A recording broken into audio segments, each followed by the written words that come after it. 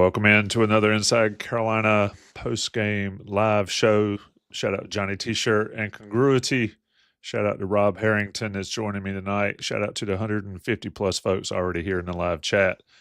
Rob, Carolina blows NC State out. It felt similar to the Carolina Duke game, just obviously the other way around. Wasn't over quite as early, but NC State's just not a very good basketball team. And quite frankly, Carolina played one of their best first halves of basketball I've seen this season. Your overall thoughts? Yeah, exactly right. I mean, I think you nailed it. It did look like that Duke game going the other way. And you and I discussed last time that if Carolina had somehow lost this game, it really would have been hard to come back from. Instead, they were supposed to been, but based on the odds, they were supposed to win by about 12 points. They ended up winning by I think 24. And we talked. We said they are about to play some bad teams and they need to win these games emphatically. They did that tonight, and it happened to be a rival, and they embarrassed them. It wasn't one of those deals where they pulled away late. I mean, it was a rout. It was an old school Savage beating on the backboard. I think it was something like 40-21 in rebounding. Maybe it was Roy Williams' comments this week, controversial as they were, talking about Hubert being the right guy that inspired them to hit the glass. That was a very dominant physical performance on a night that RJ Davis shot threes very poorly. Yeah, when you look at it, RJ 1 for 8. You talk about the rebounding, 40-21. Like you said, Carolina shoots 57% for the game.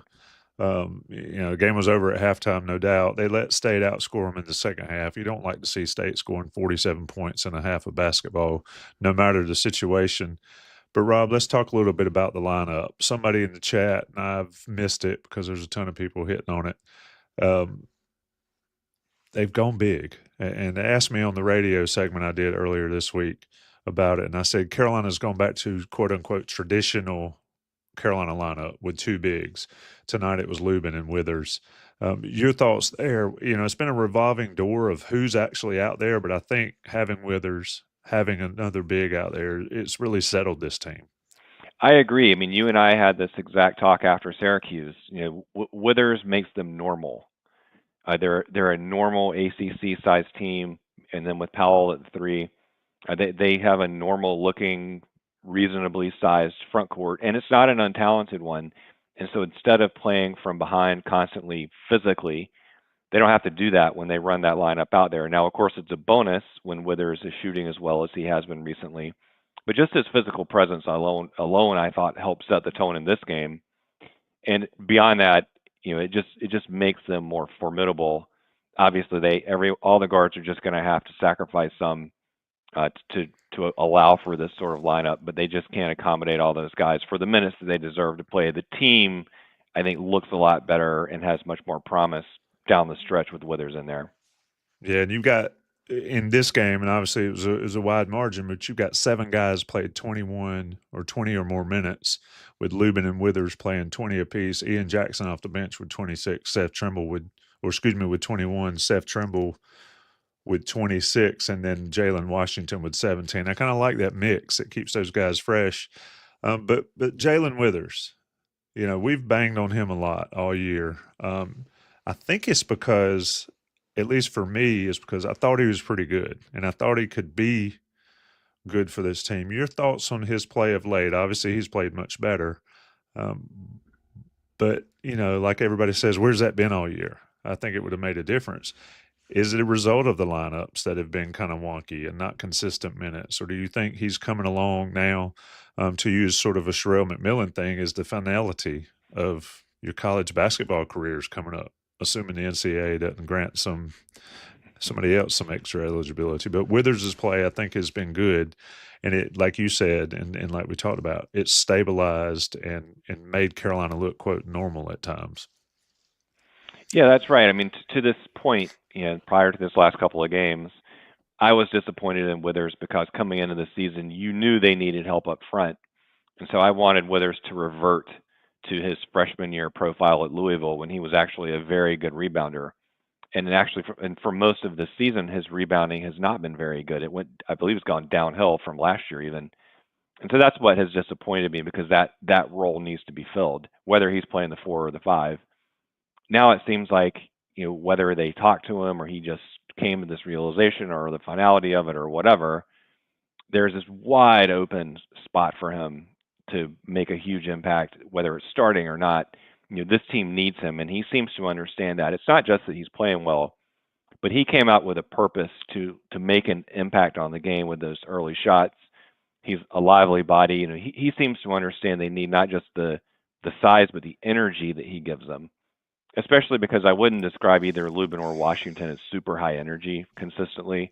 And Withers is just bouncier, quicker reflexes. I think he's really important, and they'll just have to work around the fact that they have too many guards. They're just going to have to cut some minutes. Yeah. Shout out to 420 some plus folks here. Carolina beats NC State by 24 points. Doesn't quite get biscuits, misses out on crumble cookies a little bit. Somebody in the chat said anytime you beat a Power 5 team by 20 points or more is a good thing. Yes, that's a good thing. It's a good win. Somebody else says Carolina needs to beat a good team. The issue with the ACC is they're not going to play a good team until the last game of the regular season. And to Rob's point earlier, you've got to win these games emphatically because close games, even wins, definitely don't move the needle for you at this point with these teams that you're playing.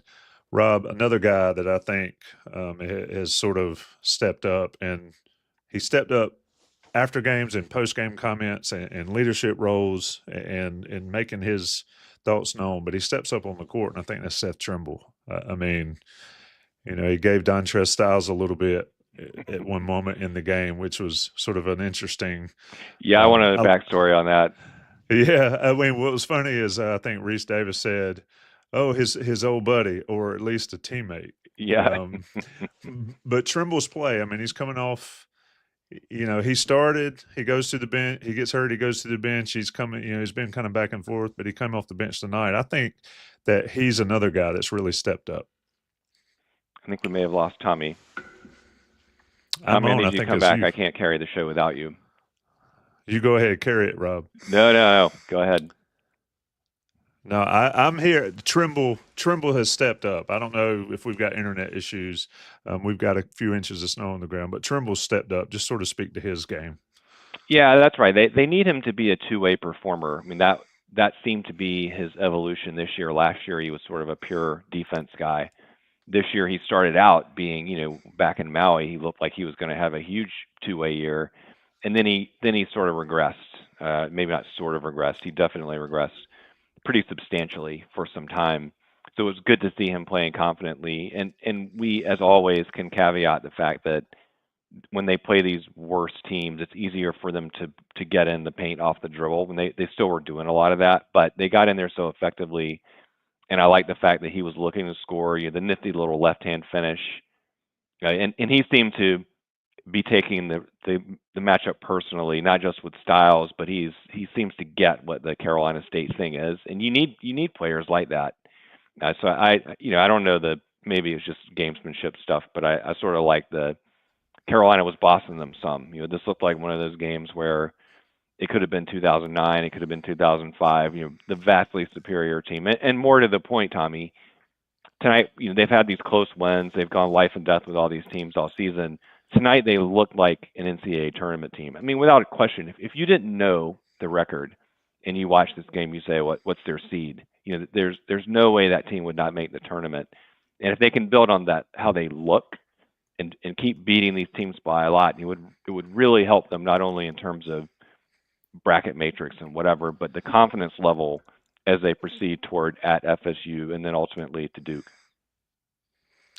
Yeah, and according to the chat, it's your internet, Rob. So I'm good. I'm bundled up in my Carhartt jacket, and a nod to all the folks in West Raleigh that wear these heavy-duty jackets. I actually love mine. But an interesting stat in this game. It's not a Carolina stat. Ben Middlebrooks. How many points did he score tonight, Rob? I'm going to go 0. 0. 1 rebound. I don't know if that's a function of he was sick or something was off, but that's incredible to me that Carolina was able to effectively wipe him out of the game plan, make them purely rely on Styles and Taylor defensively, and then Paul McNeil hit some shots late. But Carolina's defense, your thoughts there? I think this is how Carolina carries forward in these next few games and wins these games emphatically if they are to do that ahead of the Duke game. I think it's defensive end. I agree. The second half got sloppy, of course, but the first half they weren't just doing their usual, cover two type thing where you keep everyone in front of you. They were making defensive plays, blocks and some steals. They were pressuring ball handlers. They used the press more. I agree with Hubert. You can't rely on it too much. And I thought that they were making some real positive plays that help the offense. And for the most part, for all 4 seasons, Hubert's defenses haven't really helped their offense because they don't get steals or force other types of turnovers. Tonight, I thought they were really bothering State, even when they weren't getting turnovers or blocks. They were just taking them out of their game. Yeah, and Mark Ellis in the chat says, "Give me a portal heater." I've got one. I like wearing this jacket. It's fun. Rob, they are banging on your internet here, so we're going to keep this one fairly short. Okay. Yeah, Carolina's got Virginia coming in this weekend, then the quick turnaround to Florida State, and they said on the game discussion that Virginia's playing better, and they are, but they're still not Virginia that we all remember, even in the recent past. And then Florida State's the same way. They usually have massive athletes on the field, but Leonard Hamilton, I think, waited a year too late to get out of the game. I guess my question to you is, for Carolina to sort of advance this edge of the bubble, trying to crawl up the side of the bubble to get on top of the bubble, is another 2 games here, especially Virginia in the Smith Center. They've got to win handily. How do they do that? Do they keep the same formula, you think, going forward? I hope they stick with the same lineup and get rid of all the revolving door stuff if they get a margin and they can find minutes for K. Tyson like they did earlier in the game tonight. I thought that was cool. He didn't come in just at the end. If they have a working margin, then okay. And someone tries to zone you, that's a good time to bring him in. Generally speaking, I still like him for 6 or 8 minutes a game. I don't like him for 2 minutes a game. Tonight he got a lot more run, and I thought he just looked more comfortable. Of course, it helps. That's another Roy Williams thing about everything looks better when the ball goes in the basket. But he looked more comfortable in there. I think probably the pressure's off at this point for him. And sticking to the formula as you said, continuing to ramp up the defensive pressure, whatever they can do to even approximate the rebounding performance that they gave you tonight. And that's how they can pound these teams, and it would catch people's attention because the bubble is very poor. And just by winning these games, they'll move up because other people will be losing if they can do that. I still think at the end of the day, they'll need another Q1 because that Q1 record is so ugly. But at least they would be primed. You're 1 game away at that point. So I think UVA coming into town, that needs to be another big win. Yes, they're playing better, but no, that should not be a nail biter like Georgia Tech early this season or something. It should be, or BC. They should get them out of there with 8 or 10 minutes left. I expect the Heels, if they're playing well, they should have that game in hand. Yeah, just looking at overall, I think Carolina needs to put it down and get ready to put these teams away earlier. I agree with your point about Cade Tyson. I like him getting more than 1 chance to shoot in a game, and I think you could see it on his face, getting the opportunity. Of course, he made the first one and he stayed out there, but to be able to get in some sort of rhythm, whatever that rhythm is, he played 9 minutes, got 3 shots up, and of course made 2 of them.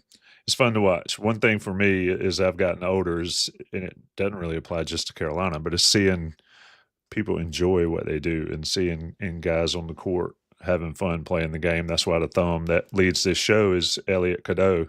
I've said before, if you could define pure joy, it's those type photos. And Carolina, as long as Carolina can get those, Rob, I think they're in a decent position to have a chance. Everybody keeps asking, do you have a chance? Do they have a chance?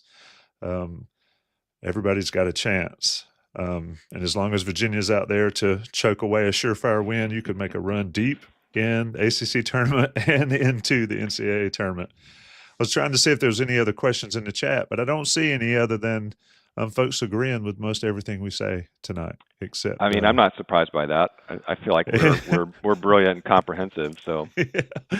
It always looks better when it goes in the basket, even for the podcast host. Rob, anything? I did it last week before we got off. You can go anywhere you want.